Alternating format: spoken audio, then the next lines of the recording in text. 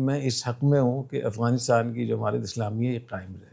ठीक है। तो कायम रहना चाहिए। और जैसे मैं पाकिस्तान में हथियार उठाने को नाजायज़ हराम कहता हूँ, तो अफ़गानिस्तान में बतरीक़ औला मैं कहूँगा। मैं इसके हक़ में बिल्कुल नहीं हूँ। और पाकिस्तान और अफ़गानिस्तान और इस खित्ते के तमाम ममालिक का फ़ायदा ये है कि इस जंग से अपने आप को निकालें। अगर खुदा न खास्ता ये आगे बढ़ता है सिलसिला, तो अफ़गानिस्तान हो, पाकिस्तान हो, चाइना हो, इस खित्ते के जितने ममालिक हैं को बेइंतहा नुकसान होगा। और मेरी मालूमात ये है कि पाकिस्तान ने बहुत सब्र किया है। आइंदा भी पाकिस्तान वहाँ तक सब्र करेगा जहाँ मुमकिन है। ठीक है। और जब खुदा न खास्ता ऐसा हो गया तो फिर पाकिस्तान के लिए जब कोई रास्ता नहीं बचेगा तो इसके ज़िम्मेदार शेख हिबतुल्लाह होंगे, अफ़गानिस्तान की तालिबान की इमारत इस्लामिया होगी, जितना मैं समझता हूँ। देखिए, मुझे जैसे मैंने पहले कहा कि मुझे 2 मरतबा इख्तियार देकर भेजा और मैं उनका पैगाम वहाँ तक पहुँचा सकता था, पहुँचा सकता हूँ। और जितना मुझे वहाँ के मालूमात है, उनके जितने भी ग्रुप हैं, चाहे वो कंधारी हों, चाहे वो काबुल के लोग हों, जलालाबाद के हों, खोस्त के हों, इन सब के बारे में मुझे बहुत ज़्यादा पता है। तो जितना हम उसमें एक किरदार अदा कर सकते थे दोनों के लिए, पाकिस्तान के लिए भी, अफ़गानिस्तान के लिए भी, शायद कोई दूसरा न कर सकता।